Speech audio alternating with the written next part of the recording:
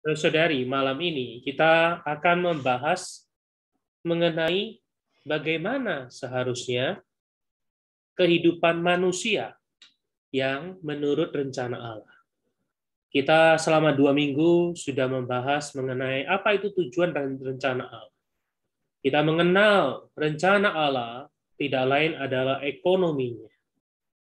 Dan saudari yang mengikuti Bible Study Truth and Life setiap hari Rabu, kita juga sedang membahas buku mengenai ekonomi Allah.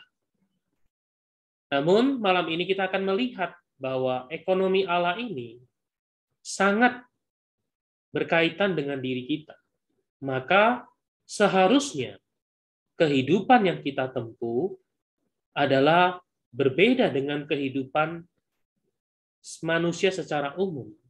Kehidupan yang harus kita tempuh harusnya adalah kehidupan menurut tujuan dan rencana Allah.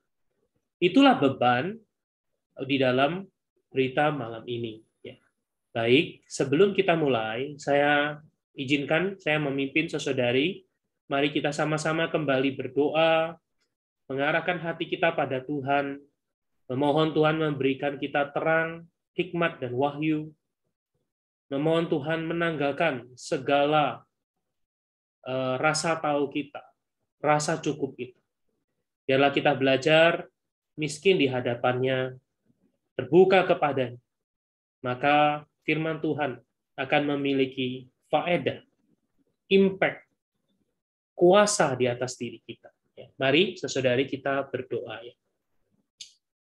Tuhan, kami mengucap syukur karena Engkau adalah Allah yang berbicara. Engkau tidak berhenti berbicara kepada kami. Engkau secara hidup berfirman. Bahkan Tuhan di masa-masa pandemi ini, Engkau jauh lebih kuat berbicara kepada kami. Tuhan, malam ini kami memohon Engkau membuka hati kami. Berikan kami roh hikmat dan wahyu. Berikan kami penglihatan yang surgawi, sehingga kami bisa melihat satu model kehidupan, satu latihan kehidupan yang harus kami kerjakan setiap hari. Sehingga kami tidak hanya menjadi orang yang mengenal rencana Allah, tapi kami juga menjadi orang yang hidup bersama dan di dalam rencana Allah. Tuhan berkati hamba-Mu yang berbicara, kuduskan setiap peralatan yang kami pakai. Tuhan, kami selalu menengadah kepada-Mu. Biarlah Roh-Mu berbicara di tengah-tengah kami. Kami berdoa di dalam nama Tuhan Yesus Kristus, Raja kami. Amin. Baik, saudari, saya izin untuk share screen terlebih dahulu.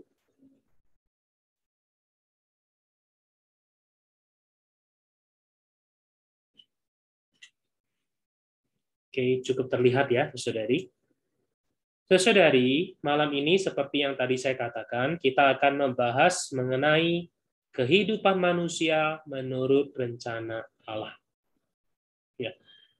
Kita tahu di dalam 1 Timotius pasal 1 ayat 3 dikatakan, "Aku telah mendesak engkau supaya engkau tinggal di Efesus dan menasihati orang-orang tertentu, supaya agar mereka jangan mengajarkan ajaran lain, ataupun sibuk dengan dongeng dan silsilah yang tidak putus-putusnya, yang hanya menghasilkan persoalan belaka dan bukan ekonomi Allah dalam iman." Kata ekonomi Allah ini adalah terjemahan langsung di dalam bahasa aslinya. Kalau di dalam Alkitab LAI disebut adalah sebagai tertib hidup selamat, tertib hidup keselamatan yang diberikan Allah. Saudara-saudari, kata ekonomi di sini adalah artinya oikonomia, diambil dari kata oikos dan nomos. Ini membicarakan mengenai pengaturan rumah tangga, di mana Allah sebagai pemilik, sebagai tuan, sebagai kepala, memiliki satu pengaturan di dalam rumah. yaitu di dalam umatnya, di dalam gereja, di tengah-tengah orang Kristen, di dalam kerajaan.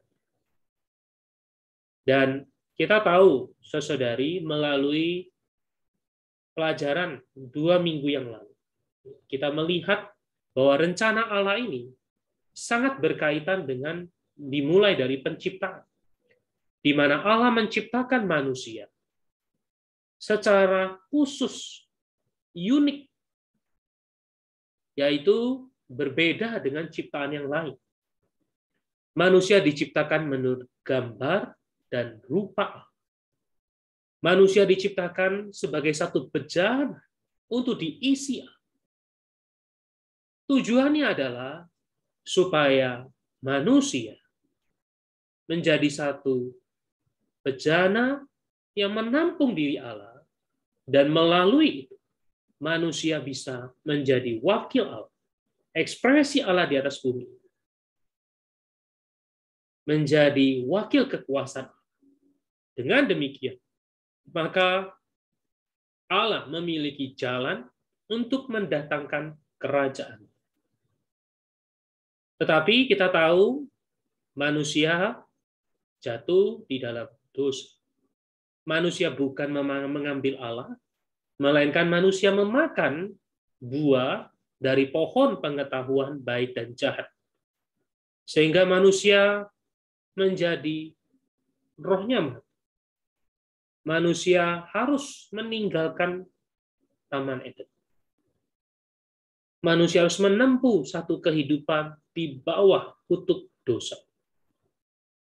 Dan di sepanjang sejarah umat Israel,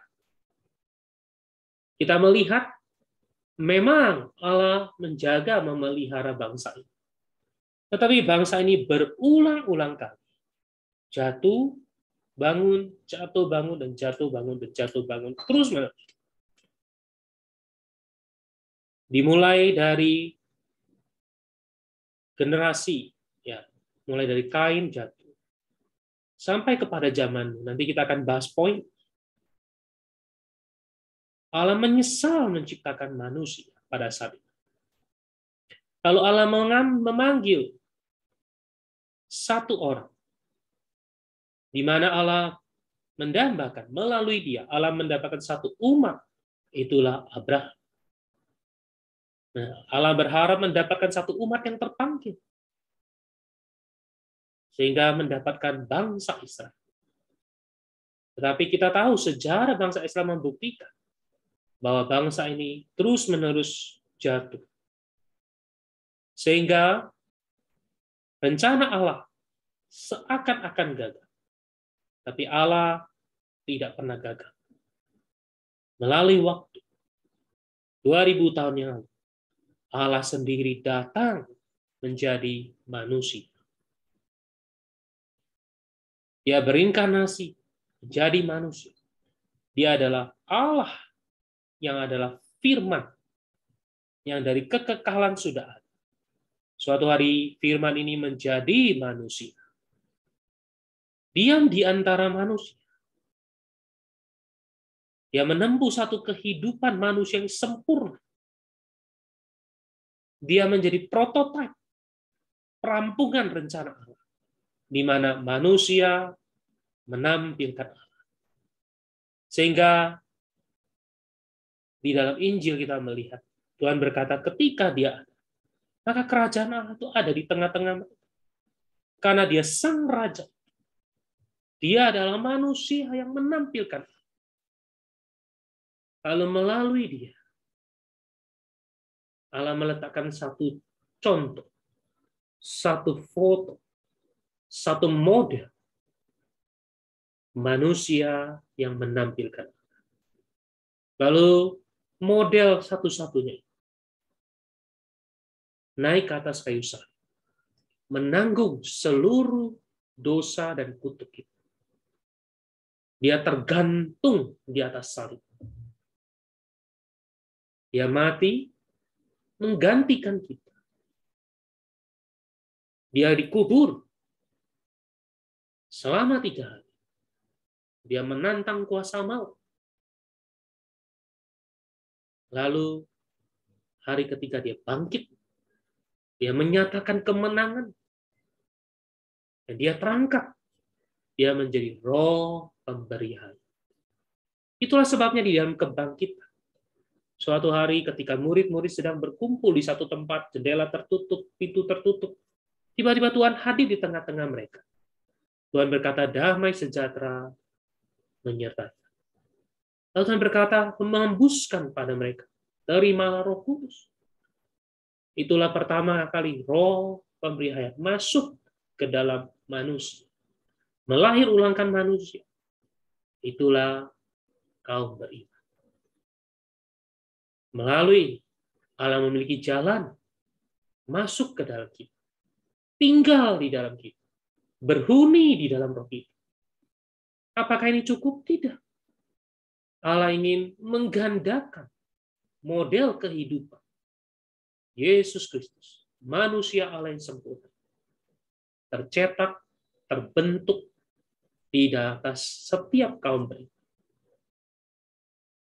Dengan demikian, Allah mendatangkan kerajaannya, di mana sekelompok orang hidup di bawah pemerintahan, menjadi ekspresinya, perwakilannya di atas bumi ini. Lalu saudari, model kehidupan yang bagaimana? Kita tahu bahwa Allah hari ini menjadi roh pemberi hayat, tinggal di dalam kita. Inilah rencana Allah. Allah masuk ke dalam kita. Lalu kehidupan apa yang harus kita tempuh setelah itu?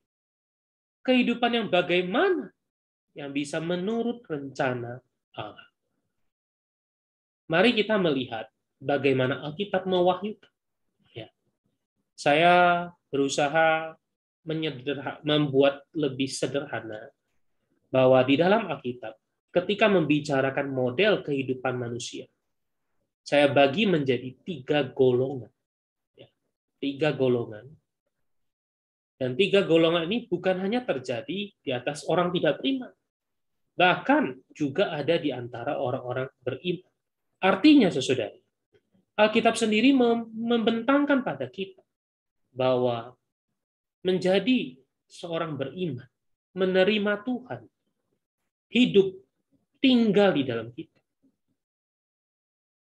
Kalau kita tidak menempuh satu kehidupan yang benar, kita akan menempuh kehidupan yang tidak jauh berbeda dengan kehidupan orang yang tidak beriman. Minimal adalah salah satu dari jenis kehidupan manusia yang saya akan singkapkan. Baik, mari saudara kita lihat satu demi satu. Ada 3 jenis kehidupan manusia yang diwahyukan dalam Alkitab. Pertama adalah kehidupan manusia yang tanpa Allah. Artinya, dia menempuh satu kehidupan, tetapi menolak Allah. Tidak mau melibatkan Allah. Tidak membiarkan Allah terlibat. Tidak mengizinkan Allah. Tanpa Allah. Kedua adalah kehidupan manusia yang beragama. Ada kegiatan ibadah. Ada kegiatan yang menunjukkan imannya. Ada kegiatan yang menyembah. Tetapi nanti kita akan lihat bahwa ini adalah hanya sebuah agama. Juga sebenarnya adalah nanti kita akan melihat tanpa Allah. Lalu model kehidupan yang ketiga adalah kehidupan manusia.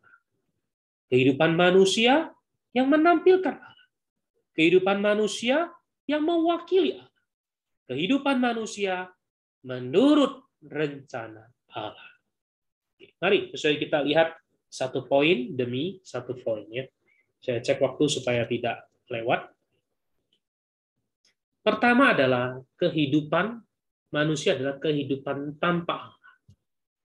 Di dalam Efesus pasal 2 ayat 12, Rasul Paulus berkata kepada gereja di Efesus, bahwa waktu itu kamu tanpa Kristus, tidak termasuk kewargaan Israel, dan tidak mendapat bagian dalam ketentuan-ketentuan yang dijanjikan, tanpa pengharapan, dan tanpa Allah di dalam dunia. Memang ini adalah Paulus membicarakan kehidupan sebelum mereka percaya Tuhan. Mereka tanpa Kristus, tanpa pengharapan, tanpa Allah. Model kehidupannya adalah apa? Sebenarnya ini adalah model kehidupan manusia berdosa. Manusia yang tanpa Allah. Kapan kehidupan ini dimulai? Ya, mari kita lihat perlahan-lahan. Sebenarnya kehidupan ini dimulai sejak manusia jatuh di dalam dosa. Manusia diusir keluar dari Taman Eden. Tetapi yang paling nyata yaitu terjadi pada waktu Kain membunuh Habel adiknya. Dalam Kejadian pasal 4 ayat 16 sampai 17 dikatakan, lalu Kain pergi dari hadapan Tuhan dan ia menetap di tanah Nod di sebelah timur Eden. Kain bersetubuh dengan istrinya dan mengandunglah perempuan itu lalu melahirkan Henok. Kemudian Kain mendirikan suatu kota dan dinamainya kota itu Henok menurut nama anaknya. Oke. Saudara-saudari, kita melihat di sini. Pertama-tama ketika Kain berdosa, Kain pergi dari hadapan Tuhan. Menjauhi, meninggalkan Tuhan. Lalu dia menetap di tanah. Dia bersetubuh, mengandung perempuan itu, lalu melahirkan Henok. Ya, dia menempuh kehidupan manusia umumnya, bukan? Kita menetap, artinya membangun sebuah rumah, lalu kita mulai mencari pasangan, menikah, melahirkan keturunan, lalu diberi nama. Tetapi ada satu poin ditambahkan di sini. Kain mendirikan satu kota dan dinamai kota itu menurut nama anak. Artinya Kain ini tidak hanya meninggalkan Allah. Dia bahkan membangun satu kota tempat dia bisa berlindung. Dan kota ini diberi nama anak. Artinya dia menjunjung tinggi diri. Dia menolak Allah. Kita tahu kata kota di dalam perjanjian lama ini sangat penting. Pemazmur sering berkata Tuhan adalah kota perlindungan kita. Dia adalah tempat kita berteduh, berlindung. Tetapi di sini Kain setelah meninggalkan hadirat Allah, pergi dari hadapan Allah. Dia mendirikan namanya sendiri. Sehingga kita melihat di ayat berikutnya, mulailah. Ya, saya bacakan saja karena terbatas oleh tempat, jadi saya tidak mencantumkan semua ayat. Kemudian dikatakan bahwa bagi Henok lahirlah Irad. Irad memperanakan Mehujael, Mehujael memperanakan Metusael, dan Metusael memperanakan Lamek. Jadi ini mereka akhirnya berketurunan demi keturunan. Ya, inilah kehidupan manusia. Mereka melanjutkan kehidupan. Lalu dikatakan Lamek mengambil istri 2 orang, yang satu namanya Ada, yang lain Zila. Mulai menempuh satu kehidupan yang tidak puas. Mulai dipenuhi oleh hawa nafsu. Ada melahirkan Yabal, dialah yang menjadi bapak orang diam dalam kemah dan memelihara ternak. Wah, mereka mulai membangun ekonominya sendiri. Membuat ternak. Nama adiknya adalah Yubal. Dialah yang menjadi bapak semua orang yang memainkan kecapi dan suling. Wah, mereka mulai menghibur dirinya sendiri dengan alat musik. Berbeda waktu di Taman Eden. Di Taman Eden, Tuhan Allah adalah penghiburan sejati. Allah adalah kota yang sejati. Allah adalah sumber makanan yang sejati. Zila juga melahirkan anak, yakni Tubal-Kain, bapak semua tukang tembaga dan tukang besi. Di sini mereka mulai membangun alat-alat untuk melindungi diri sendiri. Inilah kehidupan awal manusia tanpa Allah. Mereka membangun, memperkaya diri sendiri, membuat perlindungan sendiri, membangun ekonomi sendiri, menghibur, mencari penghiburan di luar dari diri Allah. Ini yang terjadi. Lalu kalau kita baca saudari berikutnya, sampai kepada zaman Nuh. Zaman Nuh pada saat itu Allah menyesal menciptakan manusia. Bahkan di dalam perjanjian baru dikatakan hari-hari terakhir, kelak pada hari-hari anak manusia, itu akan seperti pada zaman Nuh. Mereka makan dan minum. Mereka kawin dan dikawinkan. Sampai kepada hari Nuh masuk ke dalam batu. Lalu datanglah air bah dan membinasakan mereka semua. Di sini mereka makan minum. Tidak ada salahnya bukan dengan makan dan minum. Tetapi penekanan di sini adalah mereka menikmati, mengumbar hawa nafsu tanpa Allah. Mereka tidak lagi mengenal hidupnya untuk apa. Padahal kita baca di dalam Kejadian, Allah menciptakan manusia menjadi wadah, memiliki gambar dan rupa Allah supaya manusia mengekspresikan Allah. Artinya kalau manusia makan dan minum, supaya mereka hidup, dan hidup mereka adalah bagi. Tetapi pada zaman, semua orang untuk kesenangannya sendiri. Saudari, zaman sekarang juga sama.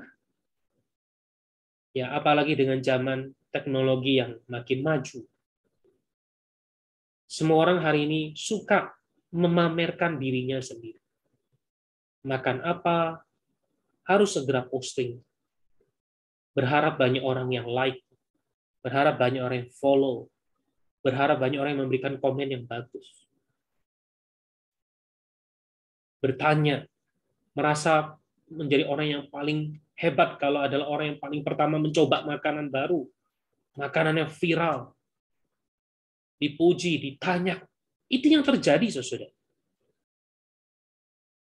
Tidak ada bau, kesan hidup bagi Allah, bagi rencana. Kawin dan dikawinkan. Sampai kepada hari Nuh masuk ke dalam bahtera. Lalu datanglah air bah dan membinasakan mereka semua. Demikian juga seperti terjadi di zaman Lot. Mereka makan, minum, membeli dan menjual, menanam dan nambang. Ini yang terjadi, saudara. Banyak orang hari ini dibiuskan. Inilah kehidupan tanpa Allah. Hidup, eksis. Mereka bukan melakukan hidup yang berdosa. Mereka bukan melakukan hidup yang merusak orang lain. Mereka membangun untuk dirinya sendiri. Tapi poin utamanya adalah tanpa Allah. Mereka makan dan minum tanpa Allah. Mereka kawin dan dikawinkan tanpa Allah. Saudara, hari ini banyak orang muda juga tidak tahu untuk apa mereka kawin. Bahkan zaman sekarang perkawinan dipelintir. Perkawinan yang Allah tetapkan diubah oleh si jahat. Diinjeksikan di dalam pikiran manusia. Perlahan-lahan, saudara, orang akan mulai melupakan apa perkawinan yang Allah tetapkan. Mungkin saat ini masih merasa, wah itu tidak tepat. Perkawinan sesama jenis.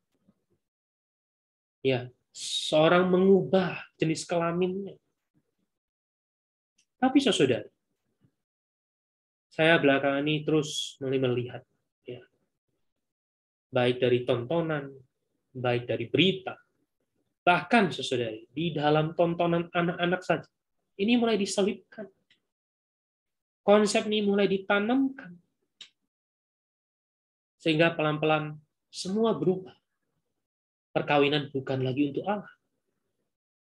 Padahal waktu Allah menciptakan manusia, dia berfirman Allah, baiklah kita menjadikan manusia menurut gambar dan rupa Allah, supaya mereka berkuasa atas ikan-ikan di laut dan burung-burung di udara, dan atas ternak, dan atas seluruh bumi, dan atas segala binatang melata yang merayap di bumi. Lalu Tuhan berkata, beranak cuculah, bertambah banyak dan penuhilah bumi, taklukkanlah itu.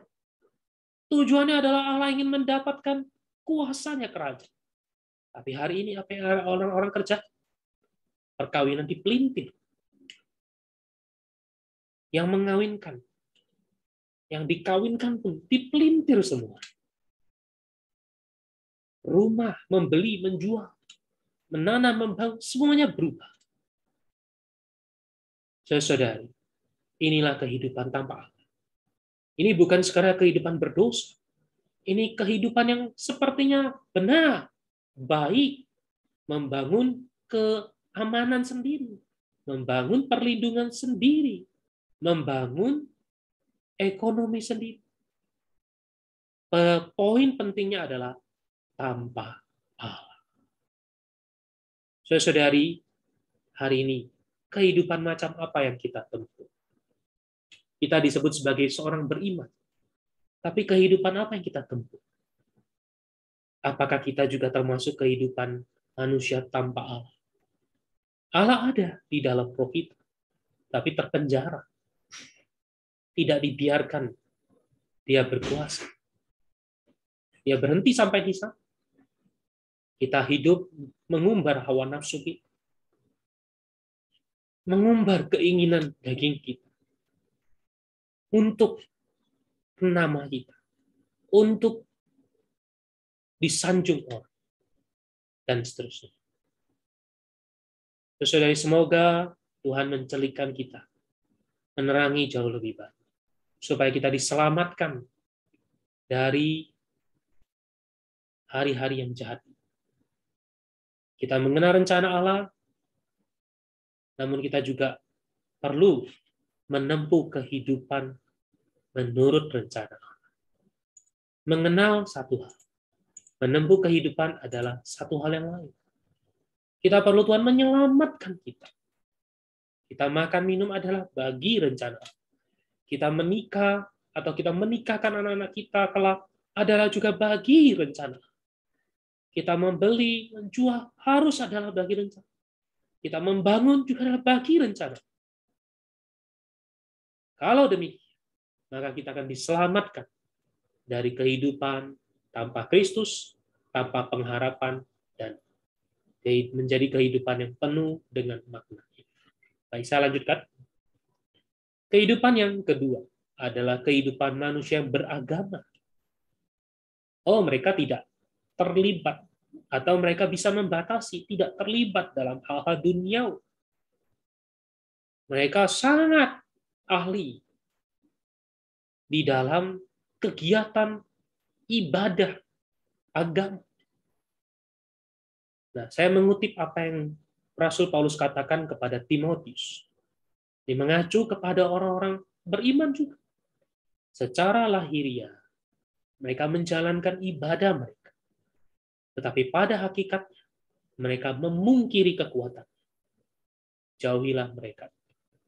Menjalankan ibadah. Tetapi mereka memungkiri kekuatan.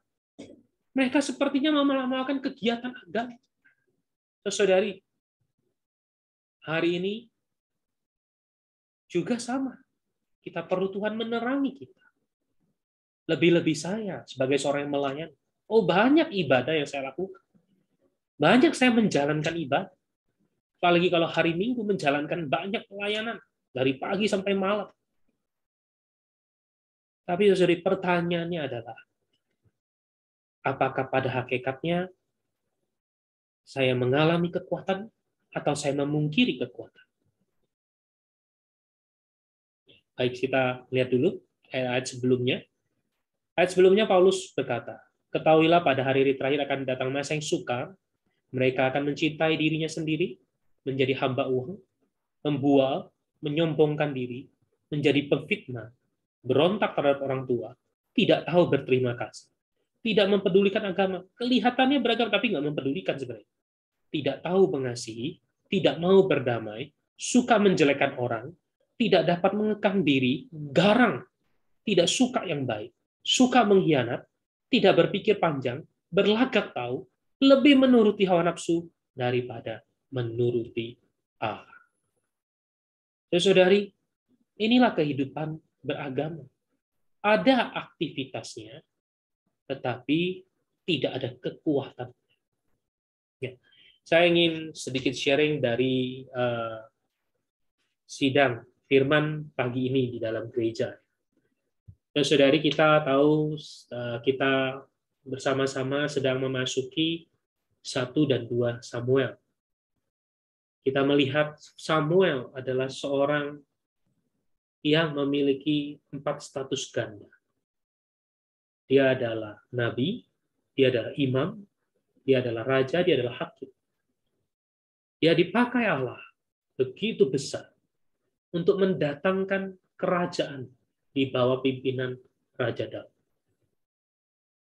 Tetapi kalau kita melihat latar belakang masa kecil dari Samuel, keadaan bangsa Israel pada saat itu sebenarnya adalah keadaan di dalam kitab Hakim-Hakim, di mana Samuel itu hidup pada masa hakim-hakim Yefta dan Simson. Jadi keadaan Israel itu begitu buruk. Kita kalau baca kitab Hakim-Hakim, mereka mengalami siklus kejatuhan 7 kali. Apakah bangsa Israel begitu buruk pada saat itu? Secara luaran tidak, saudara. Karena posisi mereka ada di tanah Kanaan. Ada imam, ada imam. Ada kegiatan ibadah, ada. Masih ada yang mempersembahkan kurban, karena itu anak-anak Eli mengambil bagian yang harusnya dipersembahkan kepada Allah. Artinya ada kegiatan, banyak kegiatan. Tetapi memungkiri kekuatan. Ada banyak kesibukan. Tetapi dikatakan pada saat itu, firman Allah sangat jarang. Saudara-saudari, hari ini kita perlu mohon Tuhan menerang. Saya yakin yang ikut Bible study malam, begitu malam masih mengikuti, ini kan bisa setahu saya ini adalah yang paling malam. Banyak saudara masih ikut, bahkan ada yang dari wilayah Indonesia Tengah, ya kan. Ini sudah melewati jam-jam tidur, tapi masih ikut. Namun kita perlu bertanya saudara, apakah kehidupan kita adalah kehidupan hanya sekedar beragama? Kita banyak kegiatan, tapi apakah ada kekuatan? Apakah masih ada kekuatan di dalam pelayanan kita? Ada nggak orang yang diselamatkan? Ada tidak orang yang dibangkitkan oleh karena pelayanan kita? Ada tidak? Allah mendapatkan kerajaannya melalui pelayanan kita. Atau kitanya seperti para imam, Imam Eli, sibuk. Sampai-sampai waktu dia melihat Hana berdoa, dia tidak punya daya pembeda. Dia berkata Hana itu mabuk. Kenapa? Dia hanya punya luarannya. Tidak ada kekuatan. Tidak ada kekuatan pembeda. Tidak ada kekuatan untuk menghasilkan generasi yang lebih baik. Saudara-saudari, di masa pandemi ini, banyak kondisi, situasi, membuat kita memungkiri kekuatan ibadah. Kita mungkin berkata, apa sih yang bisa dikerjakan dengan hanya online? Sulit. Bagaimana merawat orang? Bagaimana kita bisa mendidik, memberitakan Injil? Bagaimana kita bisa membuka kesaksian? Saudara, ini adalah kehidupan hanya beragama. Kita perlu diselamatkan dari kondisi. Kita perlu menempuh kehidupan seperti Samuel. Sembahkan diri bagi Allah. Hidup di dalam perkataan Allah, rencana, sehingga pelayanan dia ada faedahnya, menghasilkan dan mendatangkan satu pemimpin besar yang akan membawa bangsa Israel menjadi satu kerajaan. Saudari, hari ini kita mungkin dalam menempuh kehidupan yang ada Allah, ada kegiatan berkaitan dengan Allah. Kita mungkin tidak menempuh kehidupan tanpa Allah. Tapi apakah kita menempuh kehidupan beragama? Saya pribadi, Tuhan menerangi banyak hal, saya masih ada di poin ini. Saya perlu Tuhan menerangi. Ya. Ada satu kali, seminggu ini saya di dalam waktu saya berolahraga di pagi hari, saya sambil mendengarkan berita. Ya. Di dalam satu berita, satu saudara berkata, kita tanpa sadar, kita ini mendambakan kehidupan manusia itu bukan kehidupan manusia yang Allah kehendaki. Dan mengapa? Karena banyak orang itu punya tanpa sadar, dia menginginkan kehidupan seperti malaikat. Ya paling tidak kita juga sering kasih anak kita namanya Angelin dan sebagainya. Saya tidak menghakimi sesuatu yang pakai nama itu, tapi artinya mengapa nama itu muncul? Karena banyak orang yang mendambakan kehidupan seperti malaikat. Orang menganggap kehidupan malaikat itu kudus. Wah, karena itu kalau digambarin kartun ya, ada seperti lingkaran di atasnya. Kudus, pakaian putih. Wah, kudus. Tapi sebenarnya sudah, itu bukan kehidupan menurut rencana. Itu kehidupan malaikat. Wah, sepertinya begitu tinggi. Ya, ini yang terjadi. Membuat, menyombongkan diri. Berbeda dengan kehidupan yang ketiga, yaitu kehidupan manusia. Sebenarnya kehidupannya adalah kehidupan Tuhan Yesus Kristus di atas bumi. Dia bisa didekati, dia bisa dijamah, dia mengunjungi orang satu demi satu. Dia mencari orang yang paling berdosa.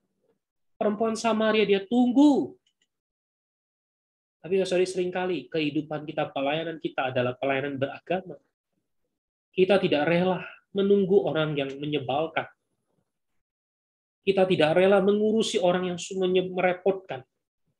Kita mau seperti malaikat, berjubah, tinggi. Maksudnya ini bukan kehidupan menurut rencana. Kehidupan menurut rencana adalah kehidupan manusia.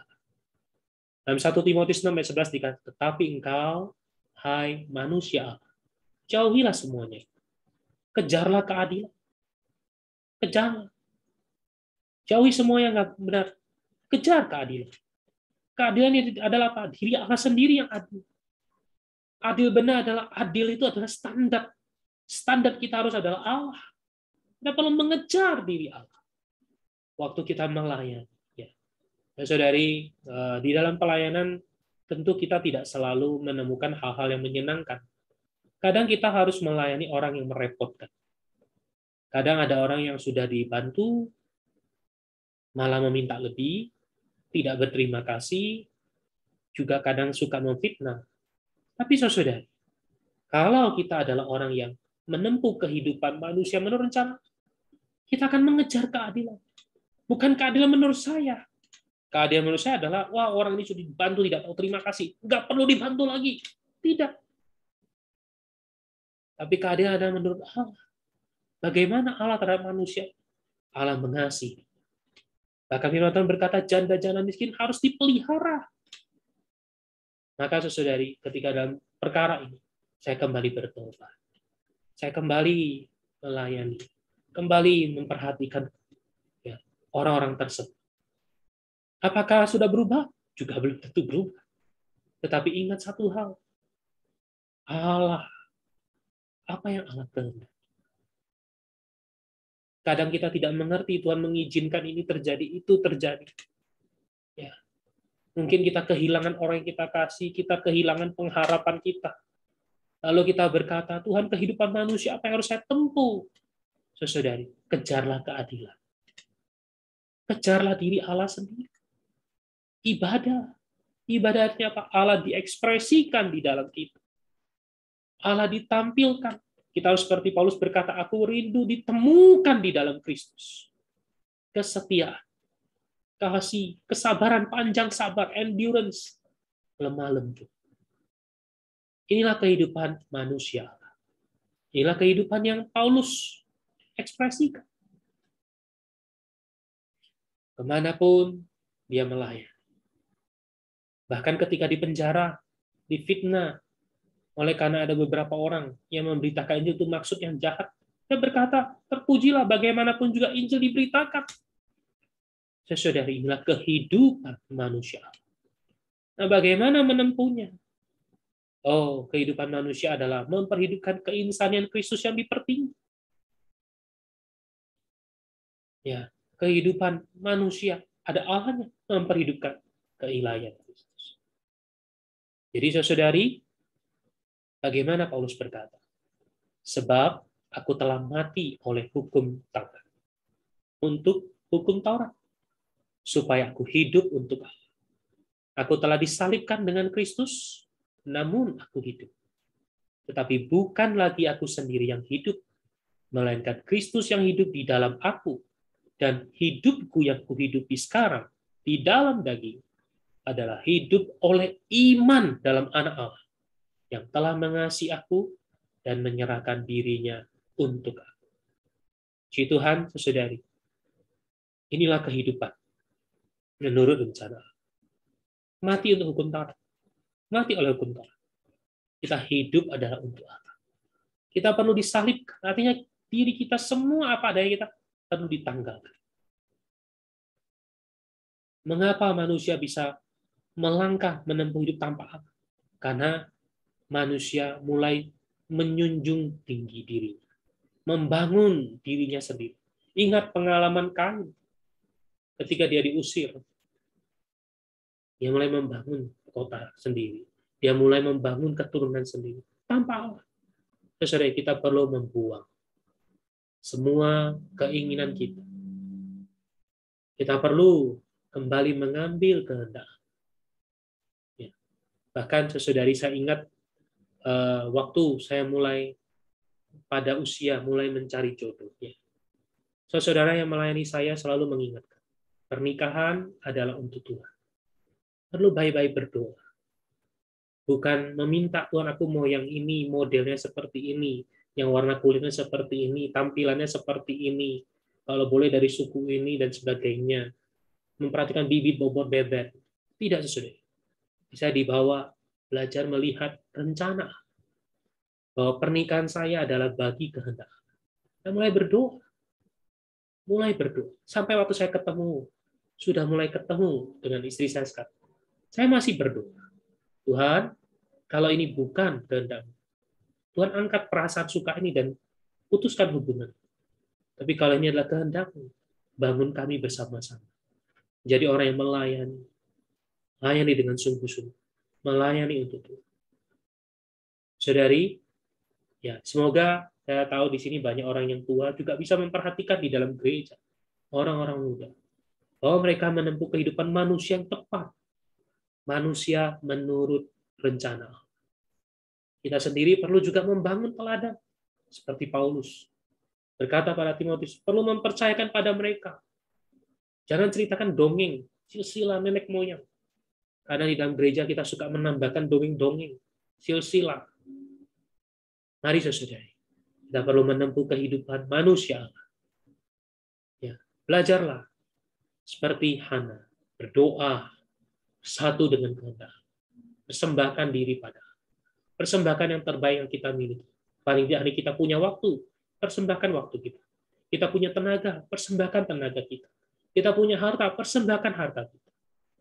Kita harus berkata, apa yang ku miliki adalah bagi ekonomi.